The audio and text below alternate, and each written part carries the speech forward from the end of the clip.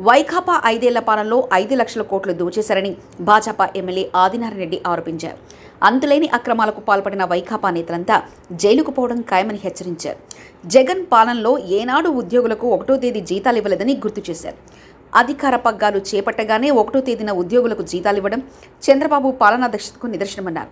మోదీ సహకారంతో రాష్ట్రం అభివృద్ధి పథంలో దూసుకుపోతుందని ఆదినారాయణరెడ్డి చెప్పారు.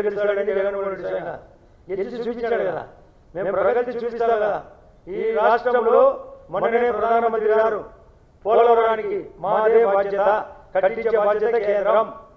అమరావతికి ఫస్ట్ దశ 15,000 కోట్స్, దశల వారీగా అది పూర్తయ్యేంత వరకు వస్తూనే ఉంటుంది. రైల్వే జోన్ క్లియర్ అవుతుంది. వైజాగ్లో స్టీల్ ఫ్యాక్టరీ ఆగుతుంది, కడపలో స్టీల్ ఫ్యాక్టరీ వస్తుంది. అక్కడ ఆన్ కడపలో స్టీల్ ఫ్యాక్టరీ, ఇక్కడ పోకుండా అక్కడే ఆగుతుంది. వైజాగ్లో నేషనల్ హైవేలు రాబోతున్నాయి. వెమ్మసాని చంద్రశేఖర్ గారు చెప్పిన ప్రకారం మన రాష్ట్రానికి ప్రధానమంత్రి ఆవాస్ యోజన కింద గతంలో 1,50,000, ఇప్పుడు 2.5 లక్ష, స్టేట్ గవర్నమెంట్ 1,00,000.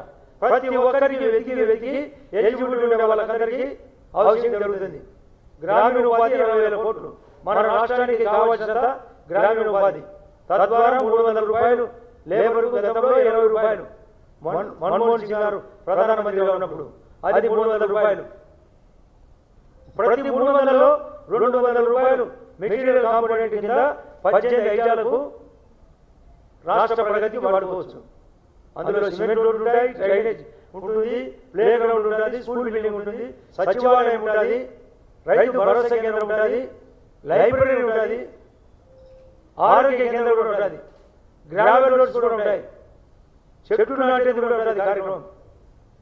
నిన్న కూడా ఆయన చెప్తున్నాడు, ప్రధానమంత్రి ఆవాస్ యోజన కానీ మరియు గ్రామీణ ఉపాధి పథకం కానీ కావాల్సిన